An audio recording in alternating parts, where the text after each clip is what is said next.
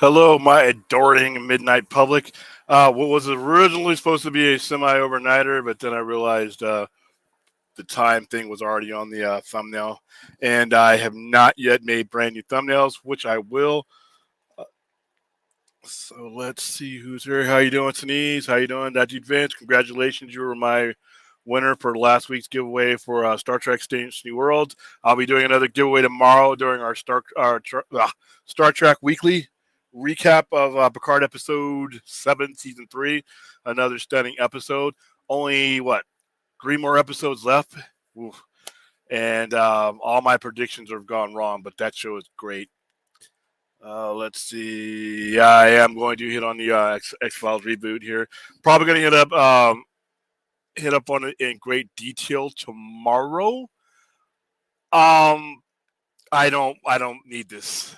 To be honest with you, if it's a continuation, that's fine. I don't need a reboot. I don't need a reimagining. If they're going to go ahead and basically continue on where Fox Mulder and Dana Scully left off, I'm fine with that. But I don't need a reimagining. And I think that the X Files has ran its course. I don't know if any version of the X Files. I mean, they brought back the X Files a couple years ago and finished up some storylines that they had before. But once again, I want new ideas. I don't want retread ideas. I don't want, I know Hollywood loves franchises and stuff, but at the same time, at some point, when you keep using certain franchises, you're constricted about people have certain expectations when they hear X Files. But those expectations don't fit with 2023. In 1993, I can't believe X Files premiered 30 years ago. In 1993, it was a different world. We didn't have a lot of means of exploration when it came to a lot of our conspiracies and things like that. We had TV, we had some radio shows, we had all kinds of things like that. We didn't have the internet. We didn't have social networking. We didn't have social media back then. We didn't have a lot of things, and it was a lot. The feel that X Files had.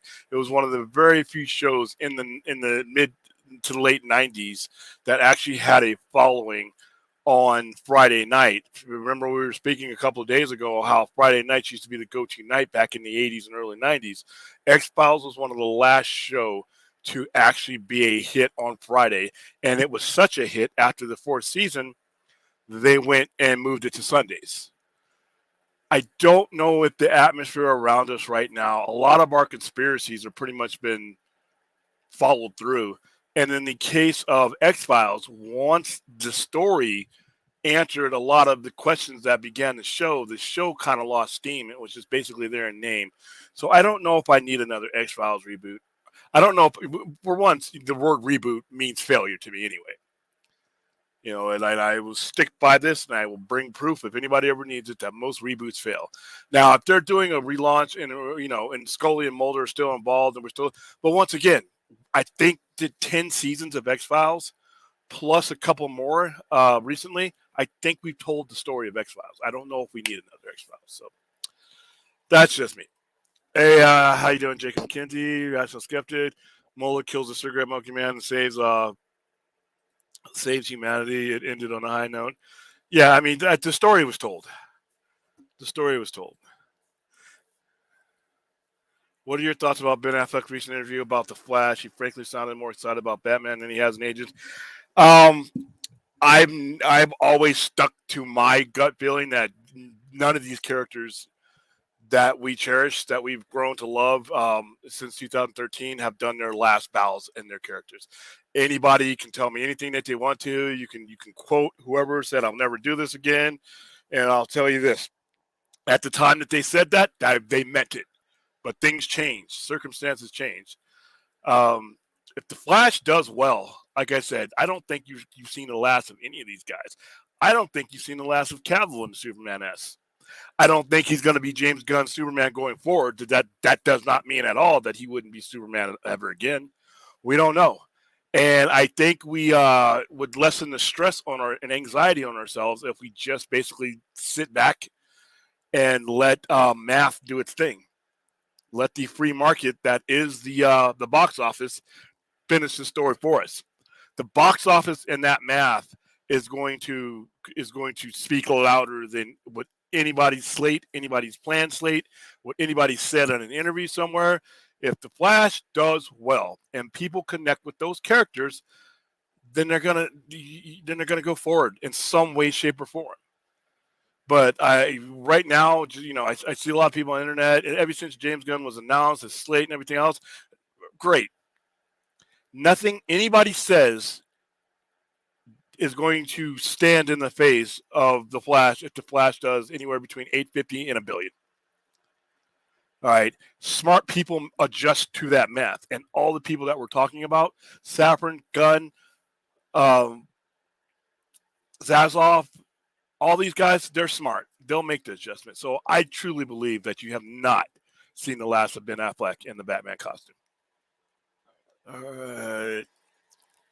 And so do I. But like I said, and I felt myself as X-Files moved on, especially after season 5. X-Files, in my opinion, and I love X-Files, but X-Files, in my opinion, was over midway through season 5. Seasons 3 and 4 of X-Files are the best X-Files seasons. They never, in my opinion, I watched every single episode of X-Files. They never reached the narrative heights that they reached in seasons 3 and 4.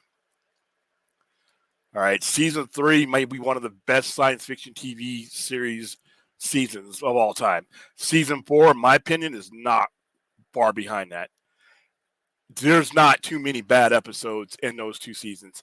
And the best episodes of X-Files, season 4, episode 17 and 18. It's a 2-parter called Tempus Fugit and Max. It's a 2-parter. If you ever wanted to get some money in the X-Files and you didn't want to get them into the convoluted history, that you just wanted to get them in and let them find out for themselves, you give them season 4, episodes 17 and 18, Tempus Fugit and Max, the 2 best episodes of X-Files, in my opinion, they ever did. Everything you need to know about X-Files as far as why the motivations of the people, that why they do what they do, without being connected to the history and the lore of the characters yet, it's in those 2 episodes.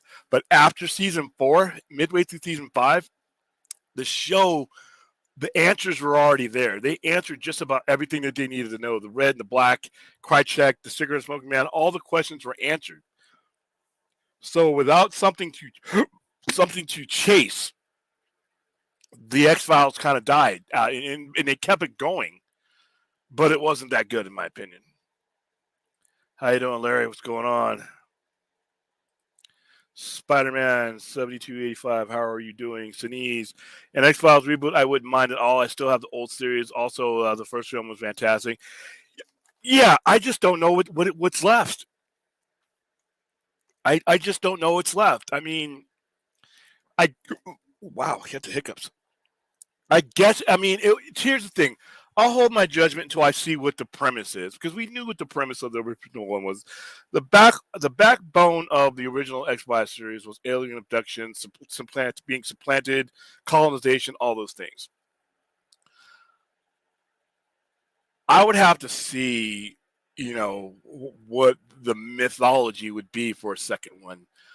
If I were writing it, it'd be serial killers. But there's nothing supernatural or paranormal about serial killers. I would, I just, and plus, here's the thing about X-Files. X-Files in 1993 and at its height in 1997, which is when seasons 4 and 5 were out there, the height of it was in the mid-90s, and it was a special show. There was no show like X-Files. Since the end of X-Files ended its first run in 2002, there's been a lot of shows that kind of copied X-Files or were influenced or inspired by X-Files that have pretty much clouded the game for me to the point where X-Files wasn't that unique show anymore. I don't know if it would be unique enough to garner ratings this time around.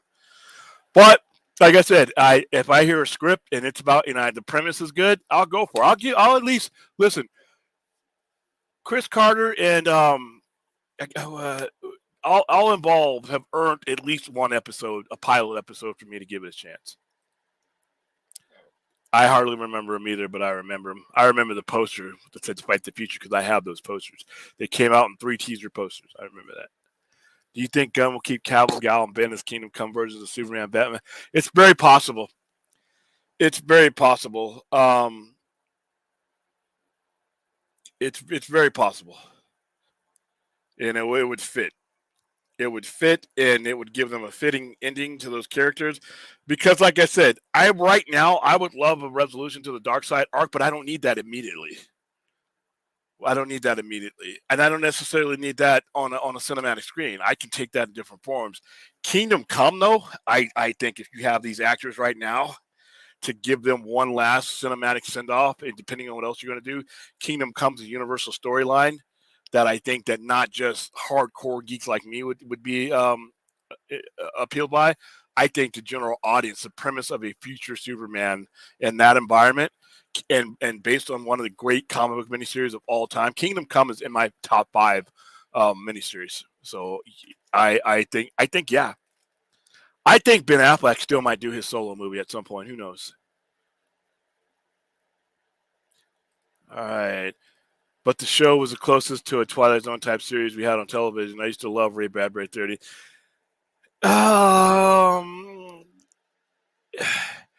What made X-Files different was the exploration of a lot of stuff that we had in the back of our mind, as far as like, Jersey Devil, aliens, everything like that. But the mystery of what it was, I mean, the cigarette smoking man. There's an episode, the season cliffhanger of season 3, Talite Kumi. It's the episode, spoiler alert, it's a 30-year-old, series. Where there's an alien race throughout the entire series that are shapeshifters. And there's good ones and there's bad ones. The cigarette smoking man is sitting at the season cliffhanger of season 3, and he's talking to this alien that they've captured, and the alien is changing shape into all the people that the cigarette smoking man has either hurt or killed. He's like a mirror. He's reflecting all the evil on him, and they're going back and forth, and it's just great.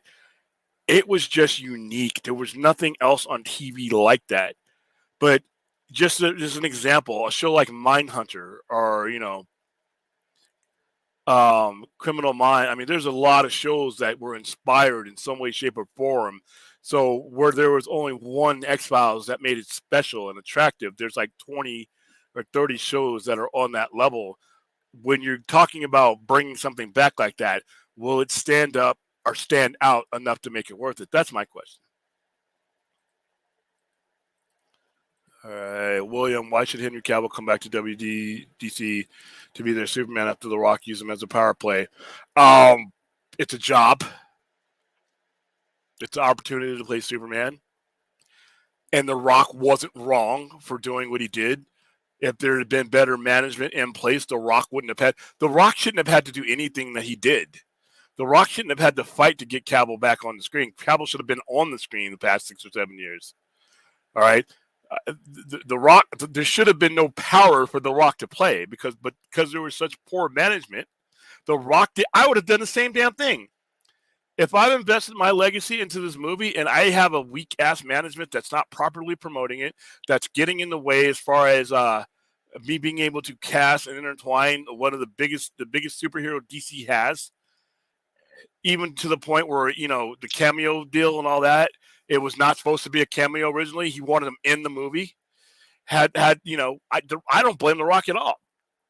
And to be honest with you, because Cavill would have benefited from that power play. If they had made a different decision, Cavill's Superman still. He might be Superman again. So, and third, actors don't think like us fans. It's a job for them. Us staring at a screen and talking to each other on YouTube doesn't pay their bills. contracts do. If he's offered a contract, it's a job. Actors, that's what they do. They take jobs. They perform for money. And with this unique situation, if he was giving guarantees that he's in the movie or he's in a certain amount of movies and there's contracted, I don't see any reason why he wouldn't come back. And The Rock's power play didn't have anything to do with it. The Rock was the only one trying to get him back on the big screen. So I wouldn't see him blaming The Rock at all. So, guys, Henry's happy right now. I don't want him back in DC, how they treated him. That doesn't matter. Those guys, they are mostly gone. And once again, us being happy for these actors doesn't mean shit. It doesn't really. Contracts and money. That's it. If you want someone to be happy, you want them to get the best job and the best money available to them.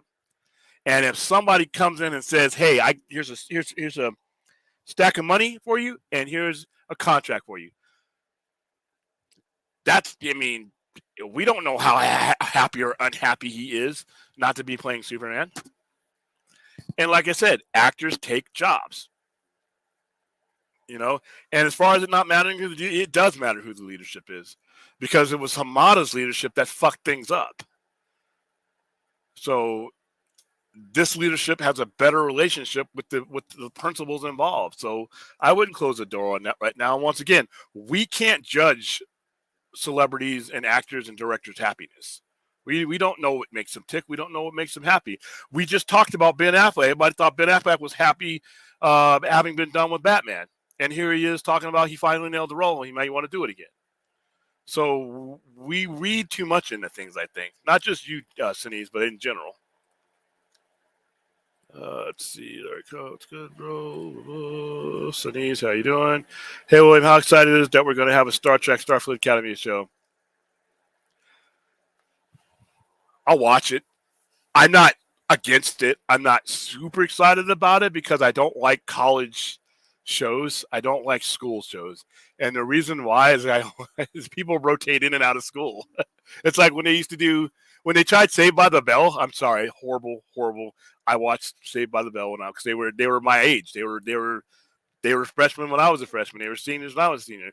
But once you connect with those characters and they move on, it killed the show. I mean, they put it on the air for a bunch, and the new class came in, but it wasn't the same. But then again, these shows aren't going to last more than 4 or 5 seasons. So maybe that's fine. This show probably lasts about 3 or 4 years, maybe. I would rather see. Here's what I want to see. I want to see the next show after Star Trek Picard, because I know I'm with a lot of people. A lot of people want to see. They want to see this crew go forward, but I don't need to see the Titan. I want the Titan to get blown up. The cool ship and everything. Star Trek, to me, I need to see the USS Enterprise again. I want to take Seven of Nine, Captain Shaw. I want to see all those people, and I want to see them on a brand new Enterprise at the end of this show. That'd be great for me. But Star Trek Academy, listen, I'll watch it, and even if I don't like it, I am excited, Aaron, about there being more Trek. I am never going to knock the fact that there's more Trek, because I went through that period of time where old Trek fan choked the life out of Trek and didn't make it fun for everybody in 12 years, and we didn't have any Trek. So I'm never going to. I'm excited that there's going to be new Trek. Whether I like it or not is up to is up in the air. But Lower Decks, I don't like Lower Decks, but I'm happy that Lower Decks is there for people who that's their doorway into Trek. I've always said Star Trek is a big mansion with a big, huge dinner table in the middle of the mansion.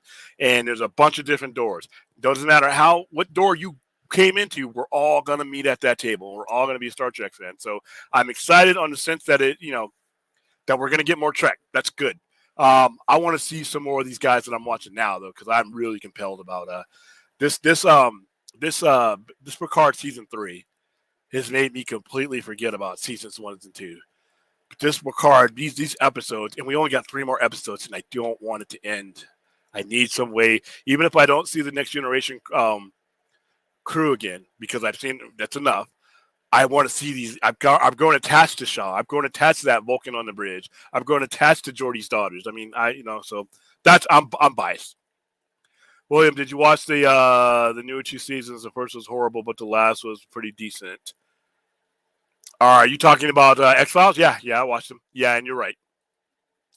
By the way, you'll probably be doing an early showing of The Flash for the Sci-Fi Center, right? I won't be doing an early screening at the center, but we'll be promoting it. We will do an early screening here in Vegas. How does those work in terms of how you set those up and how far in advance you do them? Okay, I won't be doing those. What will happen is our intermediates with Warner Brothers will reach out to us and they'll let us know when the date for the screening is, and then if there's promotional merchandise, we'll get a huge. And for the Flash, they're probably going to go out all out because this is a big deal. So we're gonna get just like, hey, you saw what we got for Shazam, right? Triple to quadruple that. So it's June 16th is when the Flash comes out. So we're probably gonna do a screening that previous Tuesday. My guess would be that's the way it usually goes down. So, but that's gonna be a pretty huge deal. So there you go. Jordan, what's up? Larry, everybody saying hi to each other. The main agent needs to find his sister. Oh, Mulder? I thought we figured all that out. It's been a while. But even Sinise, but once you found out what she was, finding her wasn't really a big deal. And that's the thing. After the Red and the Black, after we unraveled all the alien colonization, even when they brought in Doggett and they brought in Mimi Rogers, I just didn't feel like it ever recaptured that energy again. Like I said, seasons 3 and 4 are the best of the series. They are the best they are the most complete. They are the most thought provoking. Anybody who wants to get into X-Files, like I said, those are the 2 best series. But I don't even know if finding out about her, because once we started to find out everything we needed to know about the Cigarette Man, it was just like, dude, it was like the dog chasing the car. I got the car. Now what? Well, yeah, I don't know if they need to though. I mean, it would be cool, a backstory, but I don't know if I could base the next step of a franchise in it. I guess that's what I'm trying to say. William would be a good dealer. There's a few episodes comics on the house. You'll be coming back for more. Yeah, I do that all the time. I do that all the time. What I do is if somebody's buying a certain amount of comics and I see that their trends are going in a certain way, I'll throw in one that I think that might, spark a branching off. Like if you're buying Batman, okay, and you know how I feel about DC Black Label, I'm going to get you Batman Black and White, or I'm going to get you Batman Catwoman, or if you're buying the basic stuff, I'll throw in something like that every now and then, just because I think it might lead to the growth of that person's horizons, and as far as what they what they might buy next, because that's the way my comic book dealer did to me. I would go in and buy my comics. He would throw in something, say, here, try this out. And I would try it out and I would love it. I would come back and I would be a collector. And that's how you grow the industry. So yeah. It's kind of like, I don't want to liken it to drugs. I know there's some people who are recovering, but it's an addiction, but it's a good addiction. It helps you become more literate and builds brotherhoods. Millennium, I didn't understand as much. It was a beautiful show, but I never understood it the way I thought I was supposed to, especially why I was watching X-Files. I never really caught that show like a lot of people did. Yeah, X-Files. Truth is out there. Nah, they didn't do a lot for it. Yeah, okay. Problem is, conspiracy theories are more mainstream and controversial. It's now time for an X-File. I don't know, man. I mean, I don't know. I'm going to be on the fence on that one. And here's the thing about X-Files: if it had gotten like only 3 or 4 seasons and we left on with more story to tell, in my opinion, I got the feeling that they said everything they had to say, and then they came back and said more, and I'm like, I think that story's run its course, but I'm open-minded to anything. You know what I mean? Why not use another actor to be John Kent and some actors to play Martha Kent? And I don't want Superman Legacy to be campy jokes like Guardians of the Galaxy. James Gunn needs to be serious. Okay, now James Gunn can be serious, and I think that I think it's people hear James Gunn, they see Guardians of the Galaxy because it's the biggest comic book thing he's done. That doesn't mean that's what he did for his current employer. That's what he did when he, was working for somebody. Technically, he's working for somebody, but when you're running the show, you can do things that you're setting the structure. With Guardians of the Galaxy, he was working within the structure. With Peacemaker and things like that, that was the goal of the tone of that show. Doesn't mean he can't adjust to tell a serious Superman story. Look at Brightburn; he was part of that. I think James Gunn is very capable of writing a Superman story, and I think he's perfectly fine with pulling this off. That's never been my issue with James Gunn. My issue with James Gunn is how he was brought in before the ownership and the management took inventory of what they had and what they could and should go forward with. And now, by giving him full control, and then we have this Flash movie. If the Flash movie is as good as everybody, including James Gunn, says it is, then we're going to become attached to these characters. Some of them we have, like a Supergirl. What if we get attached to Sasha Kai's Supergirl? What if we get attached to Fossil's Batman from 1989? Are we attached to him? What if we don't want to let go of him? What if we see Bat Black and we're like, dude, I want more of that? So what are we going to do? Are we just going to cut that line? People handing you their money, you're just going to not take that money? Or are we going to create an Elseworlds environment or these characters to at least have some type of presence while you're going forward? I don't know what's going to happen. That's just thoughts in my head. But I think the Flash is going to dictate a lot of what happens in the immediate future, one way or another. But no, to your question, I don't think that James Gunn is exclusively limited to telling dick jokes and comedy. I just think that's what we've seen, and that's what a lot of people pay attention to. But I think he'll be just fine. Oh, I got to rewatch the series. Yeah, I'm not rewatching X-Files again because, like I said, I watched it so many times. Seasons 1 and 2 were great. Season 3, once again. Seasons 3 and 4, even though X-Files was unique and great already with seasons 1 and 2, with Deep Throat and the Erlenmeyer Flats, all that, seasons 3 and 4 were on a different level, even for the 90s. You clearly, when you went into season 3, you clearly knew that they had stepped it up. They knew they had a hit. The budgets were starting to increase. Chris Carter was in a groove. Seasons 3 and 4, like I said, of X-Files, and you feel yourself coming down. When you start watching midway through season 5, it's like, ooh, we're not on that high anymore. And then they never reached it again, in my opinion. But that's just my opinion.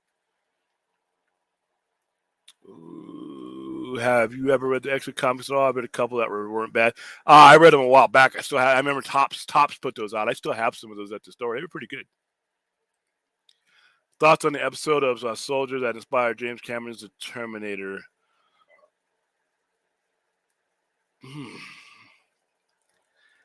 Is that debatable, Azteca? I know. Well, I know there are people who say that. I don't see it, but is that been established somewhere? I mean, you may be right, but I just never saw the connections. That's just me. Yes, back in the 90s, Tops put out X-Files comics. I think some of the other companies may have put some out too. I know Marvel can put them out now because it was a Fox TV show and they own that IP. But at that time, Tops put out X-Files comics. If I were at the store, I'd go find one because I know I got some there. The Talking Heads make it sound like Gunn is eyeing making New Frontier adaptation. Is anything that captures your interest in? Yeah.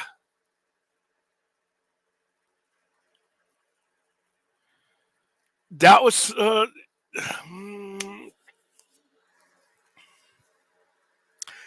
see, the New Frontier is so new right now that I haven't really settled into how I want to see that go forward as far as that. But I would be interested in that because there's some kick-ass characters in there that you could build a new generation of people, and those characters from New Frontier are connected to legacy characters, so you can still tell those stories too.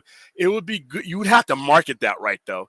You would have to market that because you could use those characters to sell your older legacy characters. So if it's done right, I'm interested. I don't know how successful it'll be, but I'm interested. I'm interested. You have my attention there. The thing I remember most about X-Files is hot ginger Scully. Yeah, remember? I remember there's an X-Files cover that they put out in like 93, 95. It was a Rolling Stone cover. It was so hilarious. It's Chris Carter and David Duchovny and Gillian Anderson in the bed. Let me see if I can find that cover. It was they were smoking with the sheets. It was so hilarious. Let me see if I can find that. It was Rolling Stone.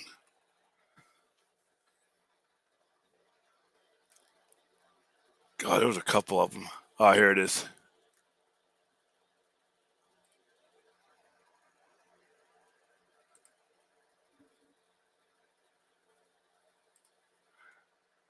I gotta find it. That's not on.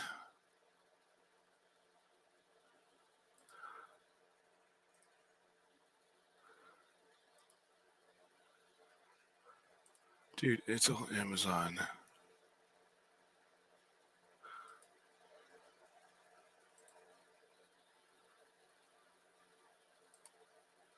Here we go. I'm going to share this to you guys. And this is pretty cool. And like I said, I think this was at the height of the X-Files craze when the show was just breaking through and it wasn't just a there you go. This was back in the mid 90s. And then when you opened it up, it was her laying with her arm covering her breast with her smoking a cigarette. So yeah, boy, those was the days.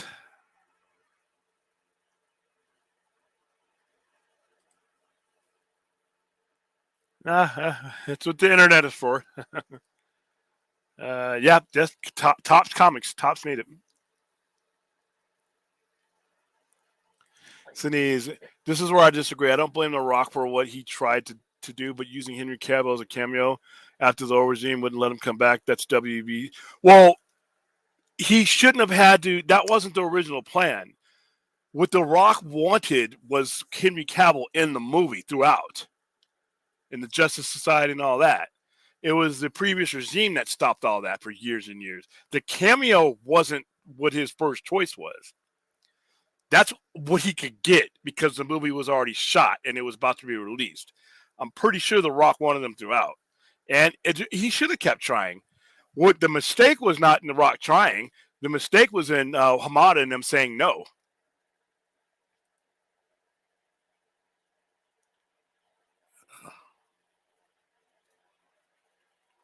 Oh, okay. I see what you mean. Outer Limits.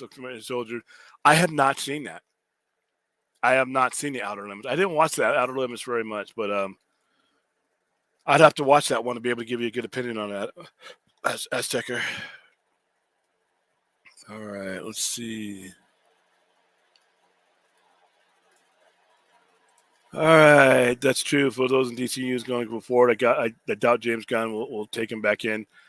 Let's see. Hold on. Let's see. Zinez, yeah, he wasn't coming back for a cameo. DeLuca and Abdi tried to get me on Steve.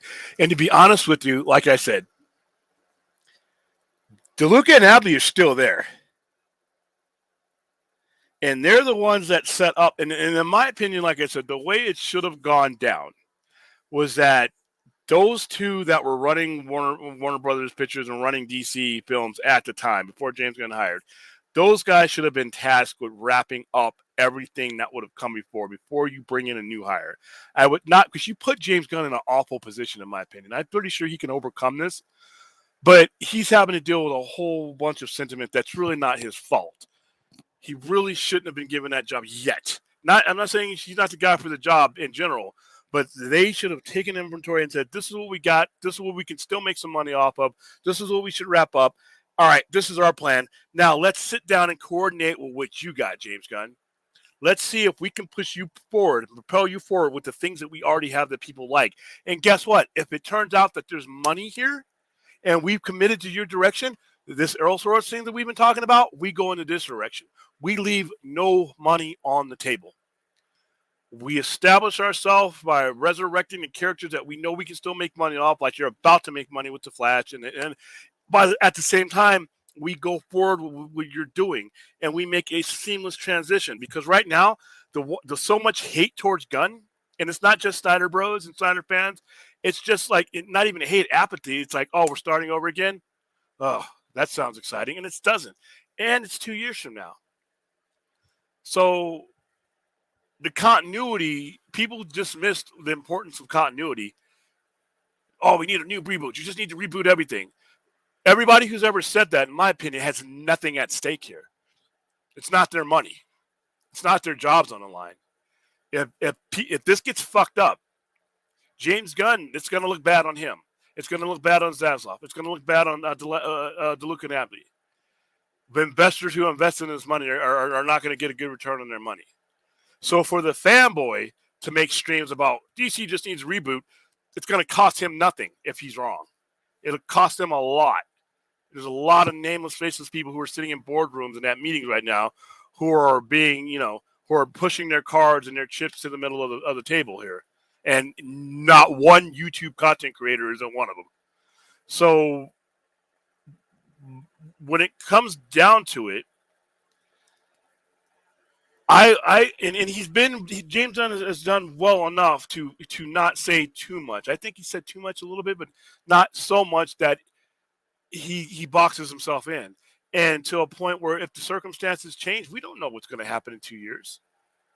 All right. Like I said, people that outrank James Gunn and David Zaslav, shareholders and the president of the board, might be like, wow, $1 billion for the Flash made $1 billion?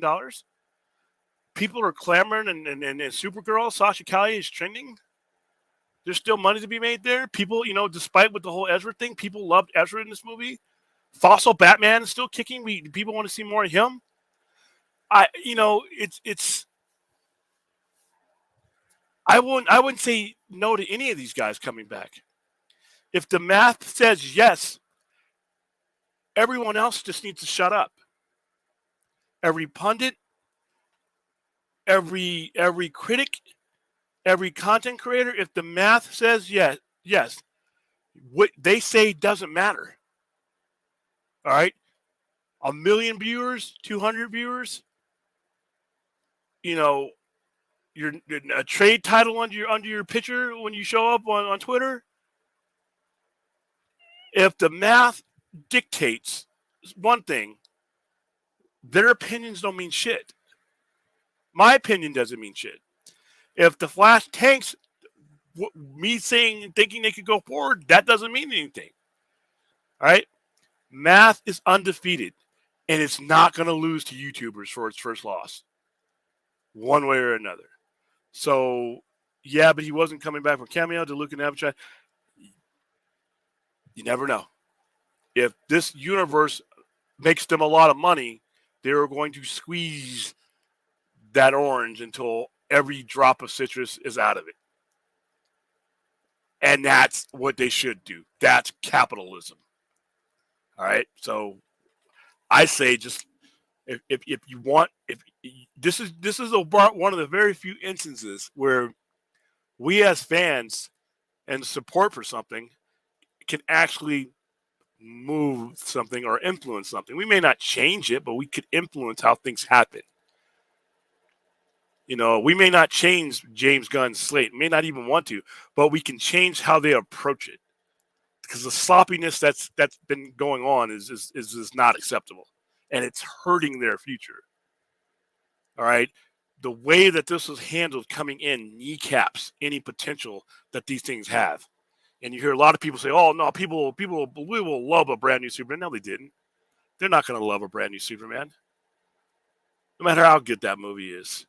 For reasons I've already said over and over again, it takes people time to embrace a new Superman, to let that death grip that they have on their old one go enough to where they will let themselves enjoy one. That takes 4 years in some cases, and sometimes you're not making all the money doing it. So if you want to influence the directions of going forward, go see the hell out of the Flash. I couldn't say that about Black Adam because it's Black Adam, and the general audience wasn't going to be behind you anyway. Even if all of us geeks went and saw it, doesn't matter. Shazam, same thing. But this one, all right, this movie, The Flash, has a lot of recognizable IPs and a lot of atmosphere that a previous regime tried to flush down the toilet. That atmosphere earns them money.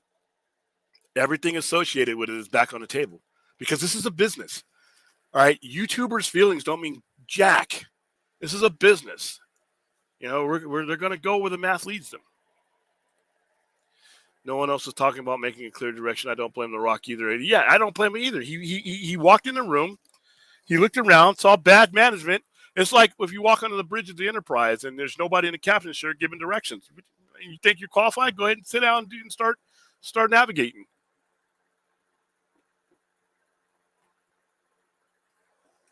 People want to blame The Rock because that's just a fanboy thing to do. You know? That is true, but those DC are going forward. Okay, yeah, we read that one.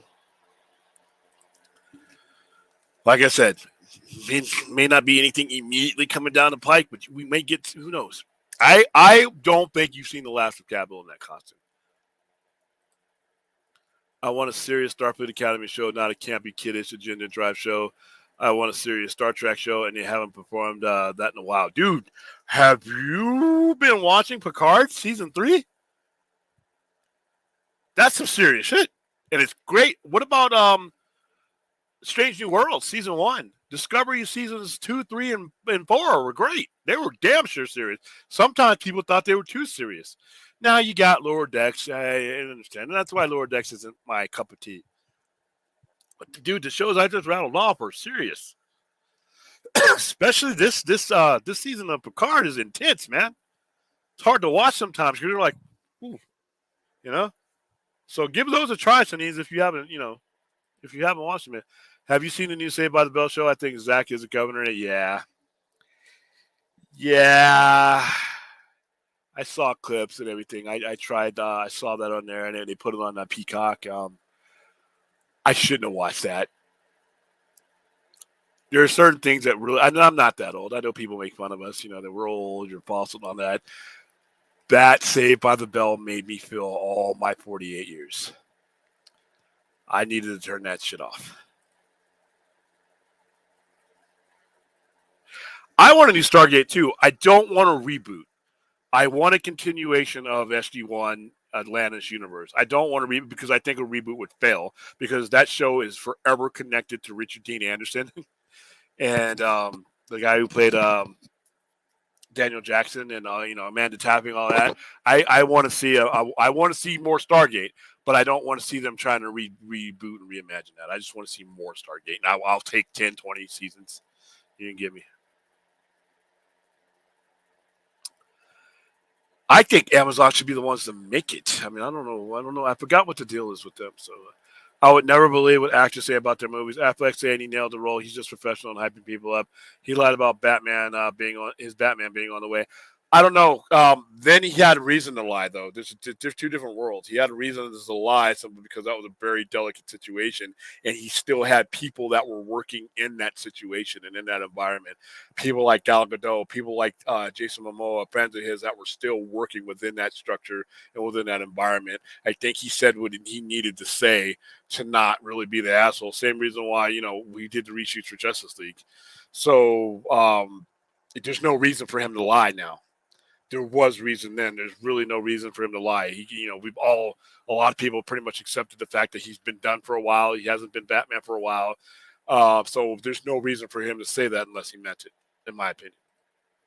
I feel like Gunn is wasting time staying on Twitter just to debunk anybody Everyone scoops leaks. Just give a good Superman movie. Well, I do want him online, and I do want him debunking stuff. I just don't want him doing it on Twitter, going back and forth. I've been saying this for forever. Every Wednesday, there needs to be a YouTube show. Jim Lee sitting here, and whatever other medium exec sitting here, James Gunn in the middle. New comics are coming out. James Gunn's talking. The other guy's talking about video games or that. And then finally, it's James Gunn, putting out the facts. Putting out the facts on YouTube, taking some questions if you want to, but consolidating the big questions and the big rumors and then destroying them right then and there.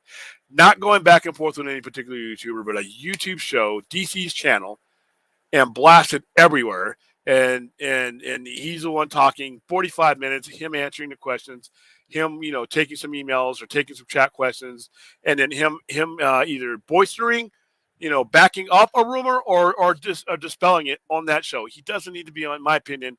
I don't need to see him on Twitter every day, because some people on Twitter are just using that as a way to start fighting and get named for themselves. You know what? Put out the information. It's coming from the official DC YouTube channel. You're the CEO of DC. You're sitting here telling us. If somebody tells us, you know what, James Gunn is going to make a Fart Man superhero starring Howard Stern. All right, that's the rumor, right? Wednesday morning, 9 o'clock or whatever, James Gunn says, no, we have no plans of making a Fart Man, and then we go on with all the other stuff. Or by giving information that, lets you know what's coming next. So when somebody else tells you, well, no, this is coming, James Gunn just told you. But I don't need him to go back and forth with Twitter, because like I said, there's weeds there. There's weeds there, and there's assholes hiding in those weeds.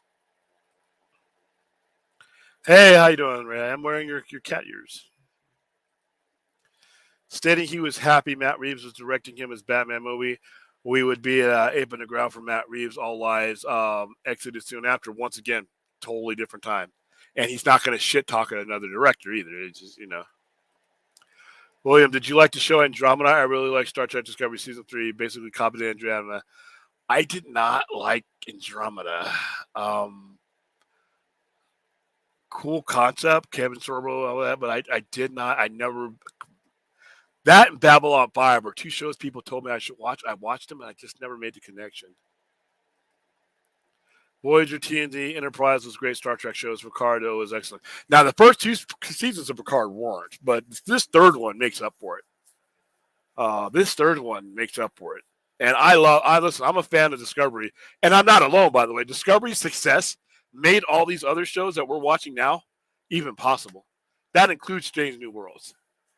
And people are, well, it got canceled. No, it's just they're making room for other shows. Star Trek Discovery is one of the most expensive Star Treks ever made. I mean, it's really expensive. Picard is really expensive. And that's why Lower Decks got another season. Lower Decks will probably be the only Star Trek series that gets more than 5 seasons. And that's because that animation style that they use is way cheaper than the practical effects and stuff that they use for the live action shows. Donnie B, how you doing? Big Will, thoughts on Dynamite this week. A lot of good storylines building about Danielson turn heel. All right, I love Dynamite. And, dude, another Kenny Omega match that is like pay-per-view level. Listen, I will defend Kenny Omega and Will Ospreay when he's healthy as being the two best wrestlers breathing right now. All right. Kenny Omega can take a guy nobody has heard of the week before. I heard of him, but the general audience was like, who? Triple A, who? And put on a 5-star match. Come back, put on a 5-star match. And the Daniel Bryan, I'm sorry, I saw his heel turn coming from a mile away when he said, I need to go home. But it was still cool, though, because the Blackpool Combat Club is better off as heels than they are anything else. Moxley's better as a heel than he is, I think, anything else. So I did enjoy that. I enjoyed Dynamite this week. Dynamite generally doesn't let me down. I can't speed through Dynamite like I can speed through Raw. I can hit the fast forward button Raw and watch it while I'm doing the stream, and I won't stop it until I see matches I care about. Right now, I'm about to roll into WrestleMania. I'm going to be watching both nights. I'm looking at the card, and WrestleMania does not need to be 2 nights. I don't know why post-COVID that they're doing 2 nights. Omos and Brock Lesnar, I don't need to see that on the pay-per-view. That's a good Raw match, not WrestleMania. All right. Half of those matches that are in WrestleMania, they can shit can those, and you'd have 7 good matches. So and right now the one match that I'm looking for on there is the obvious one: Roman Reigns and Cody Rhodes. That's it. All those other matches, I'm pretty sure there'll be a couple matches that outperform their expectations, but for the most part, it's a one match pay per view for me, and a bunch of other matches that don't need to be there. I don't know if they've been influenced by Wrestle Kingdom, because Wrestle Kingdom used to do one night. Wrestle Kingdom had a bunch of matches though that were 5-star matches and feuds and everything else, and you generally had 2 main events. One of them was the champ defending himself against the G1 Climax winner, and then someone else who won a later tournament will be challenging them next night. So you would have the world champion defending his title on one night and then again on the other. You basically had 2 main events. You don't have that this time around. So, all right, let's see. Yes, please sub to my channel. I will probably get to 1,000 viewers by the time I'm 80, but it's I'll take my time. YouTube.com/@the-Sci-Fi-Center. Like, subscribe, do all that stuff, and like, subscribe while you're on the Point Extra Lounge as well. You're already here, so you've probably already done that, but a lot of you may not know about that I'm broadcasting on both channels. It could be, but I don't think that's the route they'll go. All right, let's see. Everybody's saying hi to each other. I really enjoyed catching X-Files episodes as an adult, but I haven't watched the whole series. It was fascinating, though. Yeah, like I said, I watched the whole series, but, they just never reached the level of seasons 4 and 5 again for me. I haven't seen Jesus' Goat. I love the name. It's the crown of thorns on Superman's symbol. I haven't seen a Trek show since Enterprise. If I get Paramount Plus, which series is the best to start with? All right, everybody's going to give you a different take on this. I would say start with Discovery. The first season is rough, but they changed showrunners and it gets better. Season 2 is epic. Season 2 is epic. And for everybody that talks shit about Discovery being this or that, Discovery is an unmitigated success. All right. There's no denying that Discovery's success is why you have anything going forward. So season 2 of Discovery is when,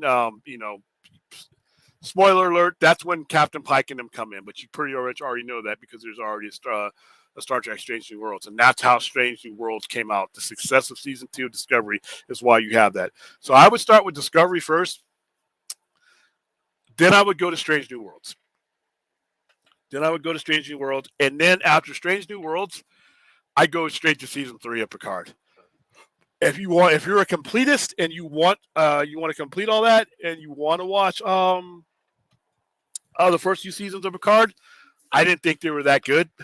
And this season that they're on right now, it makes me wonder if I'm even watching the same series. All right. So that's my order. Star Trek Discovery, Strange New Worlds, and then jump right to season 3 of Picard. I used to cover my ears and run into the other room when the X-Files intro played. Oh, yeah. That used to be my telephone ring. I remember that Vince Gilligan's next project might be sci-fi. Don't forget he started X-Files. He started on X-Files. Here on Gilligan's Island. I don't know why it's going to be in my head. Yeah, Bateman. And still get lung cancer. Millennium was serial killers. Yeah, it was serial killers and cults, wasn't it? Wasn't there like a cult? It's been, wow, my God, it's been 20 years since I've seen that show. Wasn't there a cult involved, Jeebus, if I can remember right? Zach and Ben both speaking positive about WB and the Flash really could be a reversal. Yeah, these are different people, guys. And I know they haven't made all the best decisions, but they've made better decisions. Their intentions are better than their predecessors. So while I'm not on board with everything that they've done so far, their intentions, they mean a lot better than these other guys that we endured. How you doing? Oh, Tales of the Crypt was my favorite. That's that HBO, The Crypt Keeper. Oh man. No more X Files. We keep retreading the same old stuff over and over again. Let it die and do other things. How about the SCP Foundation? Yeah, there you go. I mean, I'm sort of on board with him. I mean, it got its time to tell you everything they wanted to tell you. I don't think X Files left anything on the table. It would be different if it was a show that was cut short. But X Files told you, in my opinion, everything that you needed to hear from them. So it'd be interesting to see how much more that they thought they could tell us. And that big Star Trek dinner table, William. And that big Star Trek dinner table, William will be eating that yummy looking food from Sister Kim's. Yup. We'll all be converging to eat loaded fries and double bacon cheeseburgers with pastrami, by the way. They're double cheeseburger. They added pastrami to it now. So now it's so big, it falls. You got to put a toothpick in it now because when you add the pastrami, it's like this tall. I'll show you guys. I'll probably get that tomorrow, and I'll have that on my Star Trek stream. I might just stream from Sister Kim's one day. I've been promising them that I would. Hold on for a second. Oops, making sure. Okay, cool. Yeah, Sister Kim's. Now I'm hungry because I didn't eat Sister Kim's tonight. So there you go. James Gunn has never been serious, even on his own. Trauma, super. Okay, once again, though, what you have seen from a director is not necessarily everything that director can do. And some directors do what is asked of them. Trauma was a different situation. Trust me, I know Trauma through and through. What is required for a Trauma movie is not the same things that are required for a Superman movie. And a storyteller is a storyteller, period. If they can tell you one story, they're probably as capable of telling you another. No one has ever asked that of him. All right. So the situation never dictated he show you anything other than that. This situation does. Let's see.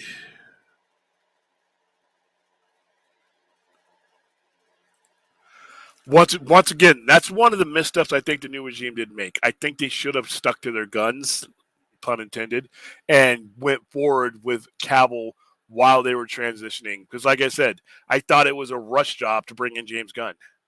And people were saying, well, what they were trying wasn't working. They needed a reboot. If The Flash does well and Aquaman does well behind it, then everything that they said that had no chance of working just worked. And then we got that math thing again.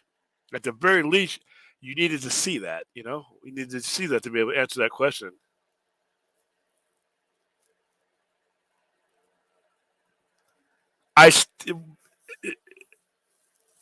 Whoever's running DC is going to have to do DC the way the math works.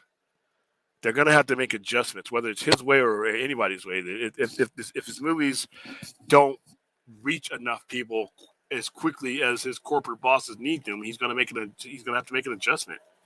So it really doesn't matter whose way it is. There's a way that's already there. WCB is not going to reverse darkness and turn around and tell Gunn to do the same darkness. That's not what got the Snyderverse canceled. Poor management got the Snyderverse canceled. Idiot critics got the Snyderverse. It didn't even get canceled. Well, let's not even go beyond bad management. All right. That's the bad management. What got you? What got it? What halted? And people who were not qualified to be in their positions. So if I'm a smart person, I'm going to look at what the money that was made, and I'm going to look at a whole bunch of different advisors. And like I said, nobody's going to take you seriously if you cartoon this shit up. All right, there will be no bigger collapse in the Superman IP if you try to Christopher Reeve this thing in 2025. If you try to present a world that does not exist, whether you're presenting it via a superhero or not, if you bring in a Superman that comes from a world that no one can relate to, there will be no quicker anchor sinking your boat to the bottom of the ocean than that. you know, and I keep canceled. Like I said, if you want to know how stupid James Gunn's predecessors were and their predecessors were, you found a way to not make something that made makes more of something that made $871 million. You found a way to tamper and screw up something that made $678 million, which was twice the previous Superman movie you made. You found a way to screw that up. All right, that's like some dummy canceling Seinfeld in season 3 or 4. Yeah, you can cancel somebody. That doesn't mean you're not a dummy. And where are those guys now? Where are all the people who made those wonderful decisions? Pretty much got chased out of the company. So I don't think that WB is going to use the blueprint of a failed regime as their blueprint going forward. If that darkness made you 871 and 678 and Profit was making Wonder Woman was dark as fuck. Wonder Woman is based in World War I, one of the most brutal conflicts in the history of mankind. They did fine there. All right. So no, darkness.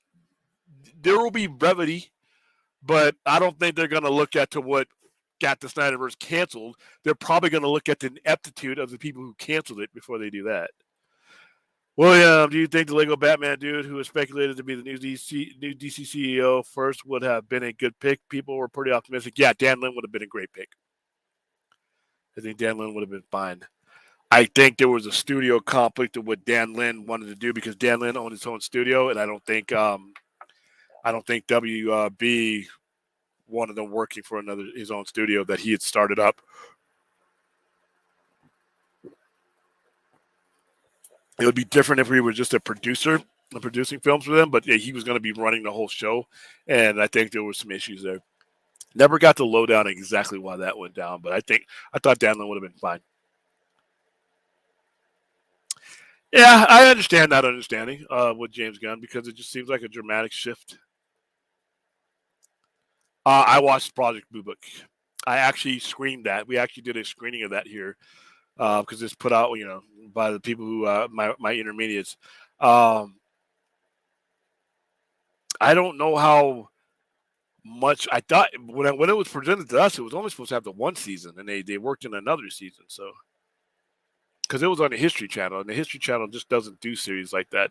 I mean, Vikings and stuff like that was rare, but like a modern historical drama like that, it was a weird thing to even see. I would once again, don't think past the Flash. All right, I know James Gunn's announcement is out there. Don't think past the Flash. Don't think past the Flash. All right, if the Flash does what I think it's going to do, James Gunn's not a dummy. He's going to make the adjustments. So I don't think past the Flash. Yeah, I mean, a lot of people wanted more just out of the trailers alone. All those reasons of attachment is why I'm not watching DC in theaters. James Gunn doesn't make cinematic-looking movies. Suicide Squad, it was a poorly released movie. It shouldn't have been made and released when it did, but that was a very good cinematic movie. Guardians of the Galaxy, I mean, that's a Marvel movie, but he can make big scale movies. I mean, I don't see where there's any evidence that he can't. He probably needs a better situation, in my opinion, to release these movies in. But gotta agree with Gunn needs someone to help write his Superman movie. Once again, there's no evidence that he cannot do this on his own. You guys, like I said, I'm gonna give you. I know I'm kicking a dead horse. I'm gonna pull up. Let me pull up. Let's see.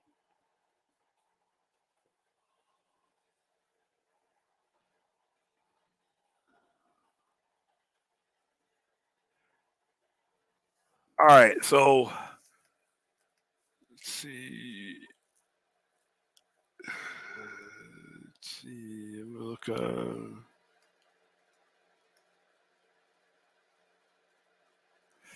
right, so the guy who made Caged Heat, Crazy Mama, exploitation film. Fighting Mad, Handle with Care, Last Embrace, another adventure romance. Swing Shift with Goldie Hawn. Stop Making Sense, it's a romantic comedy. Something Wild, romantic comedy. Swimming to Cambodia. Married to the Mob. Made Silence of the Lambs. So this guy who made an exploitation movie, all these dramas, and all these romantic comedies, Rachel Getting Married, A Master Builder, Ricky and the Flash. I mean, the same guy who I just read that off to you, Philadelphia. I mean, human interest drama. That same guy wrote and directed one of the greatest horror movies of all time. A storyteller is a storyteller. Period.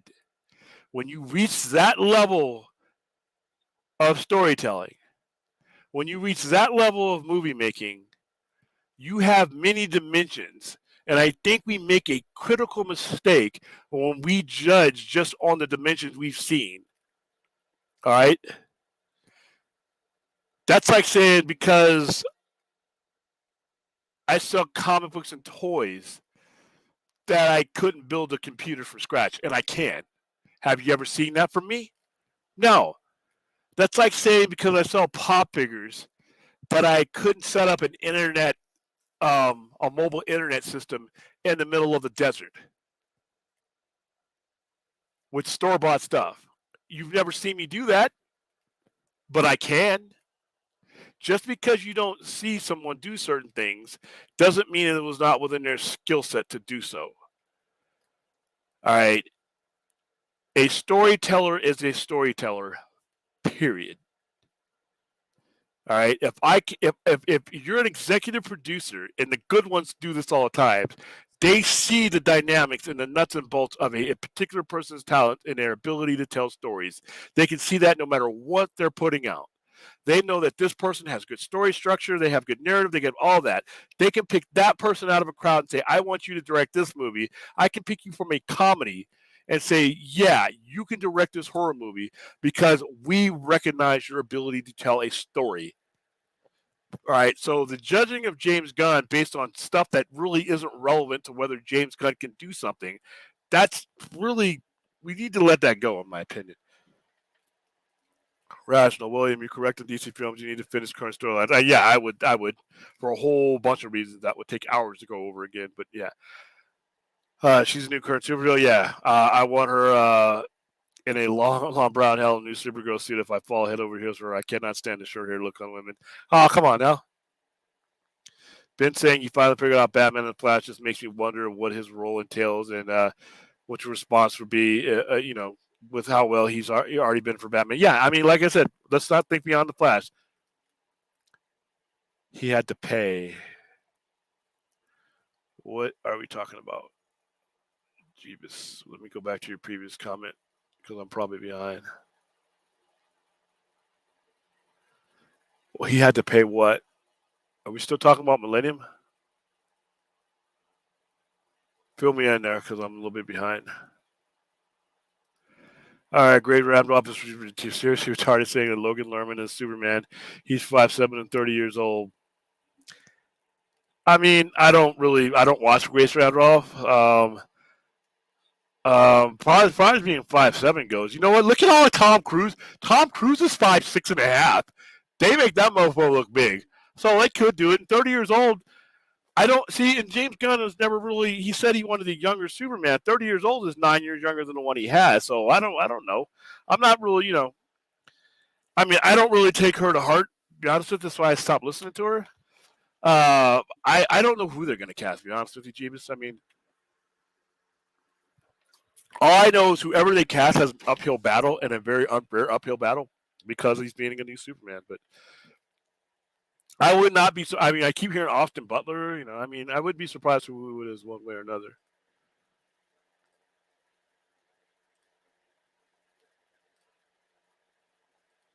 All right, come on.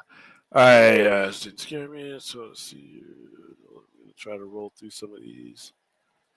Sliders was good, but that last season was like what?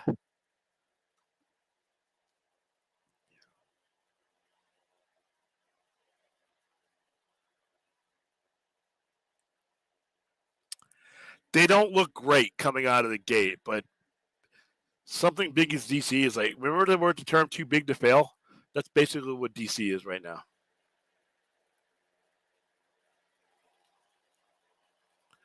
I would love to see Flash make by 100 million, including international, but maybe tickets pre-sales can give a good estimate of what. I think it's not going to have any problem at all. I don't think it's going to have any problem at all. It just comes off as an event level movie that you have to see, and that is what DC's been missing the past 7 years: is an event level movie that you have to see. I mean, Shazam is not an event level movie that you have to see. I went to go see it and supported it, but it's not on the level of this. Birds of Prey is not an event level movie that you had to see. And it's okay to have these C level movies, but when you don't have every other movie, or at least 3 or 4 of those movies out of your 10 that are must see event level movies, it hurts all of your other movies.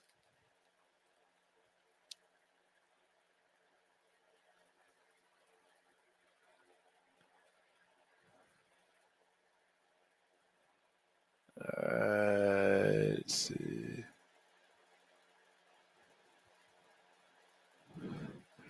Oh, cool. I think informed speculation is valid. We can only speak on what we know, understand about the topic. Yeah, I try to keep it that way. Tracy's a guy.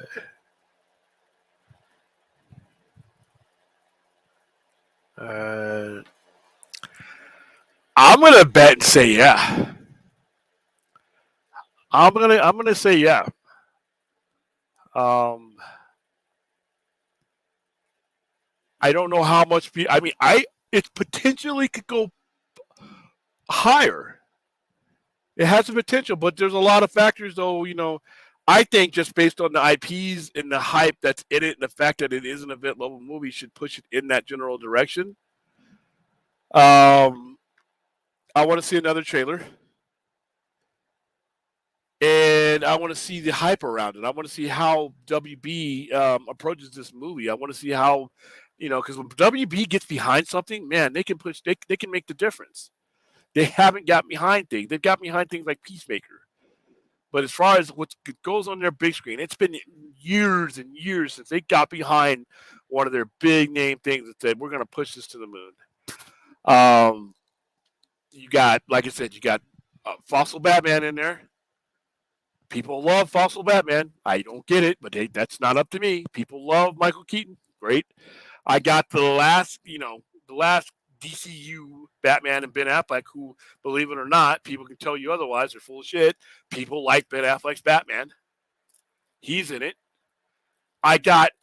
Don't have Superman, but I have that big red S on somebody, and I have the main villain from his movie, which, like I said, years down the line, people have revised their opinion about Man of Steel. And Michael Shannon was one of the better things about it. I got him in there. I got the Flash. He's not Superman, but he's a much higher tier character. The Flash is a high tier character that you put on the screen in the last 5 years as far as the DC Connected Universe goes. So Flash is a big deal on his own. And he's a known IP. 750 million, that's not outside of the realm. I would not be surprised if it made far more than that. And if it does, that's where we need to start having a different conversation. We don't need to be thinking about past this, to be honest with you, because there are some things that might happen drastically differently if this movie does 750 plus or more or gets into the billion. All right. And there's some things that might be expedited, if it's a blast fails.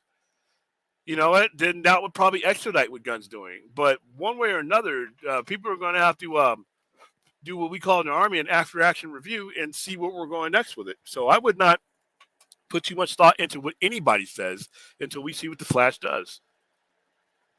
Red Letter Media showed scenes of Picard season 3, and they were making fun of the adult fleet members acting too juvenile. I can see it.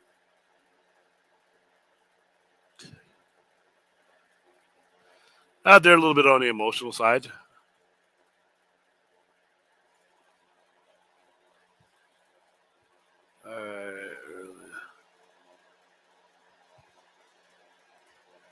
That would be great. That would be great. I mean, like I said, we haven't had a movie where everybody involved was on this level. The last movie we've had at this level when it comes to DCU was Justice League, and that was a disaster that everybody was miserable in. Here you have a movie that everybody enjoyed making. The director enjoyed making it. The actors enjoyed being in it. And when you have that kind of atmosphere, it helps your movie. It helps your movie when you're doing these interviews, when you're doing these articles, and you're on these, YouTube shows, and you're doing the press junkets, and people feel that you're enthusiastic about what you're putting out there. They're gonna go, they're gonna give it a shot. And like especially when it's this type of movie. Now, Zachary Levi and all parties involved were happy about what they were doing, but it didn't last too long, and when the movies didn't do as well, that should not have changed Zachary Levi's opinion about his work. He did a good movie. David Steinberg did a good movie. The actors and actresses did a great movie. They can't control the mismanagement of DC that hurt their movie. So, but this right here, I think, could be a different animal altogether. All right.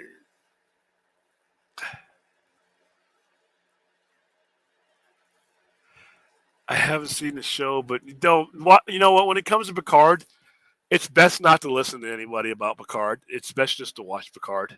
I just really I can tell you, especially season 3. I got tickets to give away for Air too. Ooh. Am I the only one weirded out by Air not focusing on Jordan? It feels like not good knowing the fallout of the success of Nike being similar to how cigarettes and malt liquor targeted the black community. That's just a narrative decision that they made. It's more about them than it is Jordan. Jordan was the catalyst, but it's not about him. So it's a hard one. Fart Man, yeah. Remember, I don't, dude. That's how old I am. Howard Stern actually made a Fart Man movie. He showed up to the MTV Music Awards suspended. He flew in dressed up as Fart Man, and he had these butt cheeks, and he made these. It was hilarious. I don't know why I still have that in my head. It was hilarious though. Fourth, haven't seen. Okay, let's see.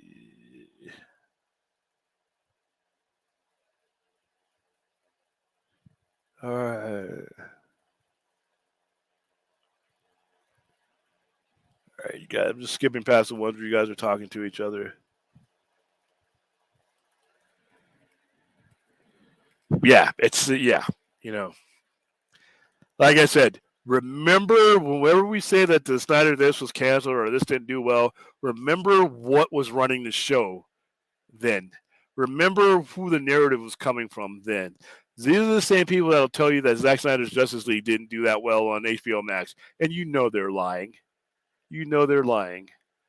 All right, but they told you before we had Nielsen's ratings, they would tell you that Peacemaker was the greatest thing since they split the Atom, and I don't deny that Peacemaker was good, and I loved it, and that it did good numbers, but it just shows you that when they wanted to hype something, they got behind it and publicly hyped it. When they didn't, they didn't. And they didn't understand that it was all their product. Zack Snyder's Justice League was their product. And instead of pushing it, they buried it and came out with stupid ass articles. So yeah, the previous management was a joke. Not for at least 3 or 4 years. And to be honest with you, and I don't want to see it. The problem that I have with DC is that too many of their bad decisions made it to the big screen. And to me, I wish there would have been somebody in place to stop those bad decisions from making it to the big screen.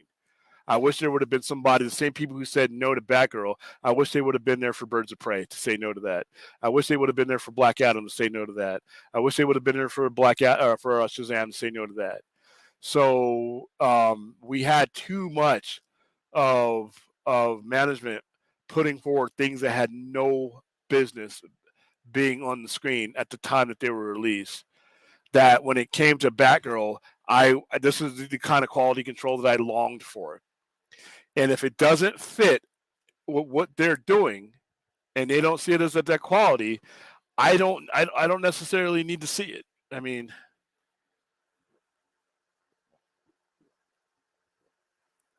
if you're not going to, you know, everybody who I know that's either been near it or saw some of the intermediates I got to work with said it wasn't that it was awful and that it would hurt the brand. So if they think it's awful and would hurt the brand, then no, I don't think we'll see it. It might get leaked online, but then somebody's going to get sued. So.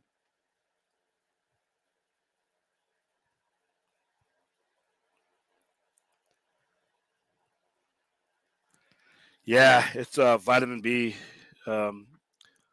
So yeah, it's how I get all my fluids in and get my vitamin or vitamin not B or whatever vitamin. It's healthy. How about that? All right, Skechers.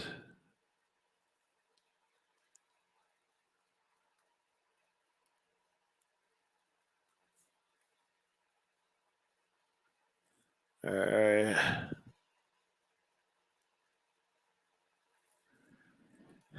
I can.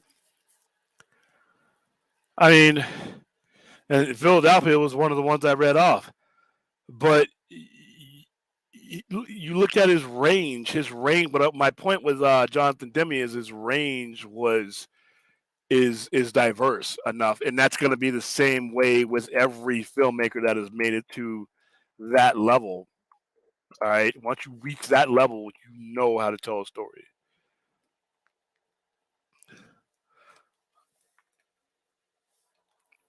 All right, so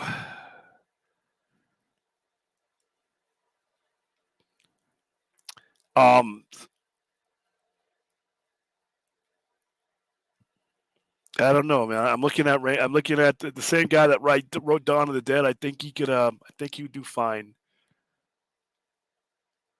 You know, I and you also have to realize that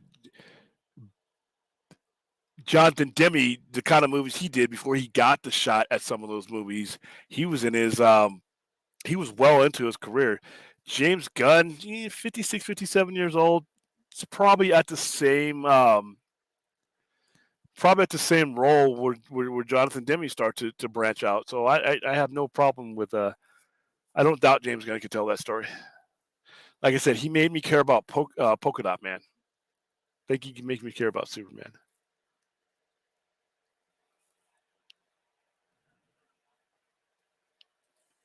Yeah. My point being is like you may only know of me what I have shown you. That doesn't mean that's all that I can do. You know, I mean, if I am called on to do something else, you don't know whether I can do that or not. People who work with me and people who know me and recognize that may be able to say, I bet you that guy can pull that off. But for the most part, it takes those type of alpha people to be able to recognize other alpha people. Fans can't do that. That's why fans don't pick directors. That's why fans don't pick producers. That's why fans don't write screenplays. We're good at what we do. Deciphering and trying to figure out whether a particular filmmaker can make a certain film is not one of them. We suck at that. All right. We suck at that. And for the most part, and that includes me, we are not qualified to exclude someone.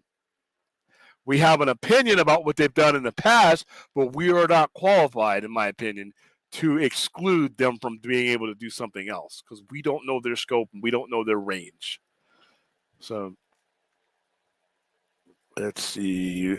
What I'm saying is Burton, Donner, Donner, Nolan, Reeves, Snyder all have grandiose look to their movies. Gunn has never done that. His movies look like generic, blandless as of late. Suicide Squad wasn't bland. Very colorful movie. And like I said,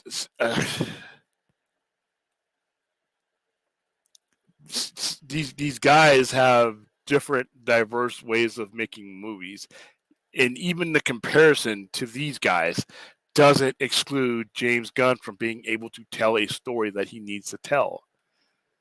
It has not been asked of him. You don't have you don't have anything to judge someone on in order to exclude what they can do. That's not a track record. You know, that's just an opinion at this point. All right. Let's see. Kmart. I see. You guys are having a Kmart conversation. S-Mart. Yeah. Shop smart at S-Mart, said Ash. Even if the Flash does good, Ezra is done with DC after the movie. A lot of people don't like him, and going for the rest of his cast. Nah, I don't think he's done. I don't think he's done. Why? They're in business to make money, and if he's perceived as part of the reason why this movie makes money, he's not going anywhere. It's my opinion. What would you say to people who continue to assert or be convinced that the Snyderverse is being erased by the Flash? I see no evidence to prove that theory right. They're thinking in fanboy narratives, that's what we do. But in order to say something is going to disappear or reappear or continue, you need to come up with a business narrative for it. The studio is in business to make money. If the Flash introduces you to an element or reintroduces you to a familiar element that in turn makes you money, that is what talks. Fanboy logic doesn't pay for shit. All right. All fanboy logic is good is for our conversation, to bounce our opinions off of each other. Our opinions don't finance a movie. All right. I know we are the paying audience, but before we even whip out our money to pay for a movie, there's hundreds of millions of dollars that have been leveraged and risked already.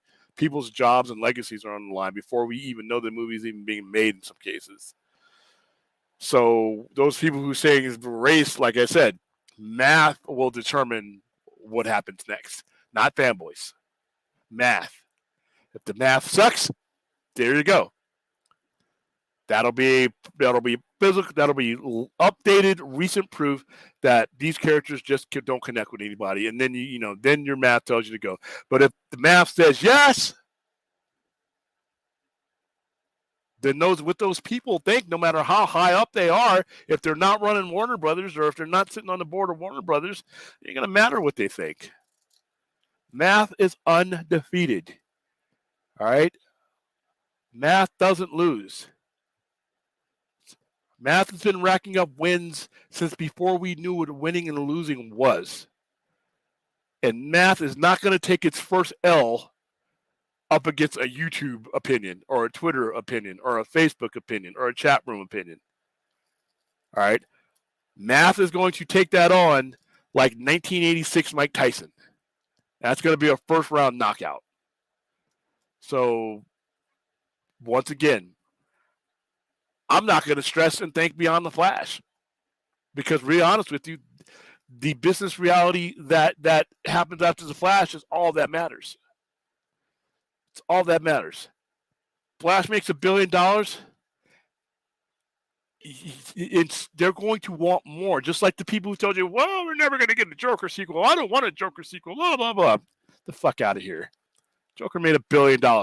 These businesses, these studios are in business to make more movies and make more money. All right.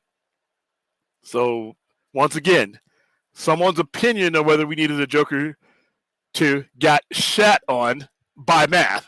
Math just basically took a shit on that opinion. It said, nope, we're getting Joker 2. All right. So math will dictate what happens beyond the Flash. All we got to do is just let it.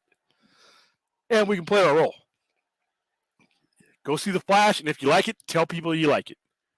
When we do our surveys for the Flash, and you guys, 100 or whatever that are going to come to our Flash screening, those Warner Brothers people, those reps are there. You tell them this was a great movie. You tell them you want more if you like it. And then let the math do the rest.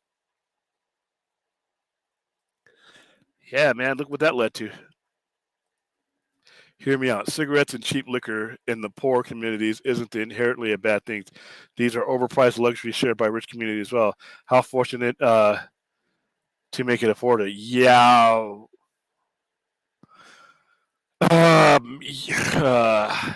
Yes and no. When you have, impoverished communities that have circumstances that drive you into certain vices that don't exist in those richer communities, it tends to have a different outcome than it does in the richer communities. Mathematically speaking, you're not wrong, but in practice, circumstances are gonna really change the game there.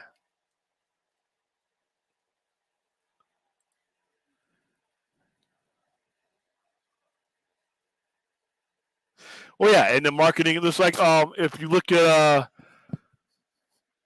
yeah, we do. There was a whole study that's been done on this because the conversation came up because we were talking about black horror movies and things like that, and things that we will consume.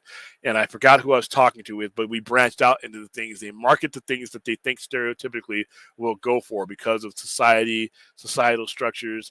And when you're broke, depression. When you're depressed, you do a lot of these vices a lot more than somebody who's doing a lot better. That's why the health of it's a whole bunch of numbers there. So, all right. So,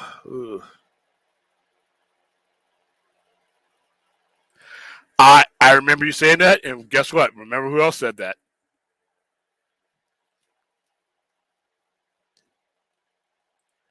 I disagree, William. A lot of YouTubers said Marvel will fail when they started introducing Marvel comic characters like Miss Marvel. They weren't wrong, but no, no, no, no, no. They're not. They haven't failed though. See, that's the thing. Marvel hasn't failed. They may not be living up to those Infinity Saga expectations, but that's not failing. Failing is never reaching any expectations. That's DC. That's DC the last 5 years. Some YouTubers saying that Ms. Marvel might not do as well as like an Iron Man or Captain America. That's not. That's fine. They were right within a certain tiny slither of reality, but in the full structure, Marvel isn't failing, and we don't even know. You know what? Marvel's introducing a lot of characters that we're like, who the hell? Why are you doing this? I'm not paying to see that. Who knows what they got down the line? Eternals will probably be a lot more important than they are now. But no, they're not failing. Yeah, I know I need to stop.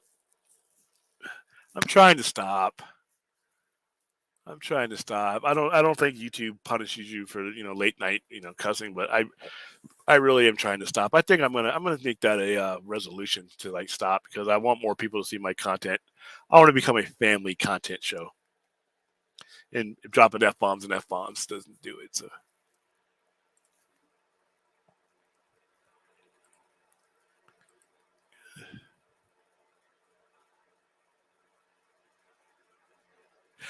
well, I think it will eventually. It's just that whose timetable are we talking about? Us fans want things immediately, especially in the problem with Marvel is that's what they've been used to. It's like switching somebody off their medication after you've been giving them this type of medication for years, and now you're switching things up on them. So that's a new world that fans are like, Ant Man. I don't know about that.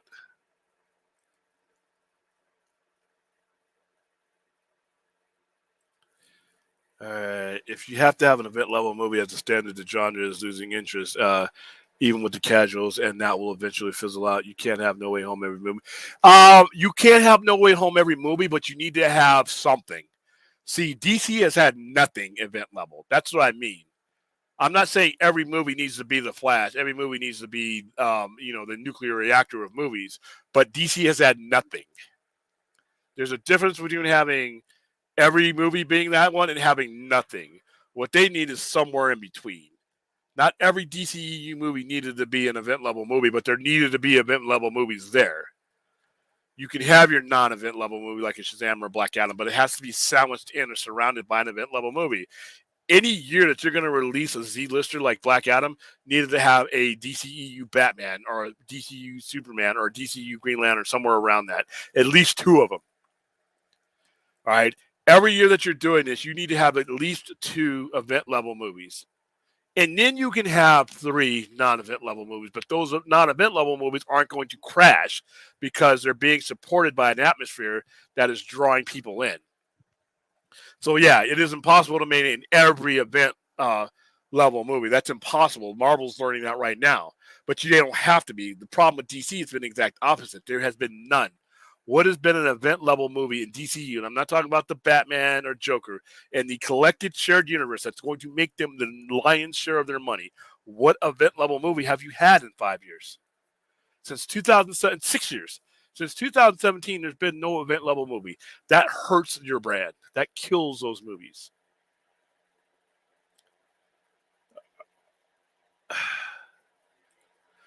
No. I can't be Bells. Bell uses the F bomb as like punctuation. I can't beat her. William, don't take it to heart. I'm being contrarian from the heart, of course, but is the way I'm engaging. Oh no. None of this is none of this. I understand where you guys are coming from. I take none of this personal. I'm just responding, and when I respond to you guys personally, I'm not necessarily responding to like fourth 1,000.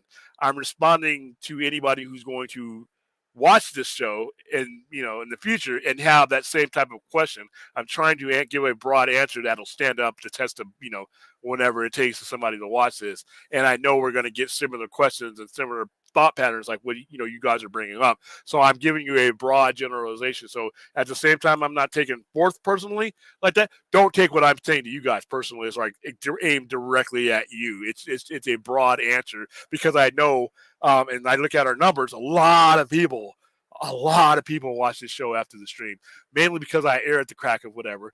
But a lot of people watch the show on the replay. So a lot of them are having this conversation in real time that we're having that's already been recorded. So I'm trying to give answers that will give you, a broad scope for the person who will be listening for tomorrow. So we're good. All right. So. All right, guys.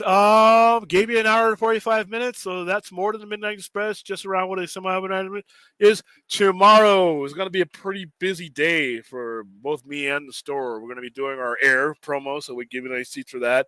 We are giving away seats for Renfield. We are also going to give away during our Star Trek show, which should be somewhere around 7 p.m. Going to give away more Strange New Worlds, volume or season 1 steelbooks.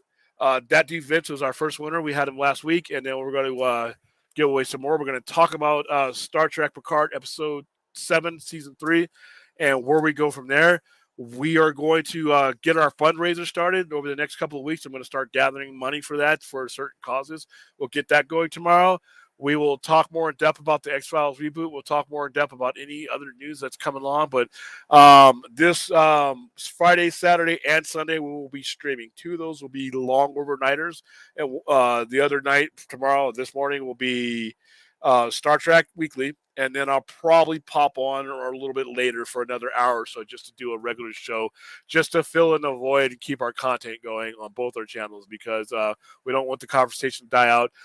Also, I will be doing post shows as part of our overnighters of WrestleMania Night 1 and WrestleMania Night 2. So we'll have a Sunday overnighter and a Saturday overnighter, and we'll be bringing on some guests, some of my wrestling buddies, to go over some of these matches. So we're going to have a pretty packed weekend. So keep an eye on both channels and like and subscribe. Spread the word, especially about the Sci-Fi Center channel. Like I said, most of you have already met me through the Point Extra Allowance. You're already liked and subscribed there. But we're going to, like I said, we're going to be diversifying some content here. I'm going to be producing content strictly for that channel, shorts and stuff like that. That will come over to this channel, but will primarily be suited.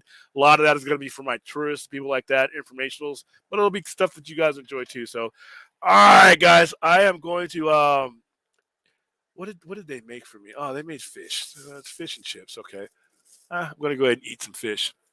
Smells good. And then tomorrow I am going to. Yeah, we are. Oh yes. Oh, thank you for reminding me.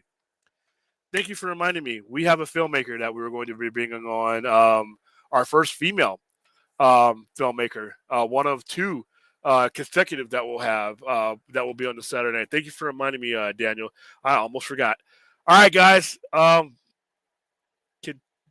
Let's continue to have these conversations in the same type of tone and tenor that we have them here. I know that is not customary. I've watched other streams where people can get really crazy and scream and do all kinds of dumb shit or stuff. Sorry, in the chat, but I think you know there's a reason why I go through and try to answer as many questions as possible to keep the conversation going in the direction that you guys want it to go into on our non-topical shows. So let's continue to do that. And we do, I think, slowly but surely, we'll change our little corner of the internet into something that we can all enjoy. All right, ladies and gentlemen, I will see you real soon.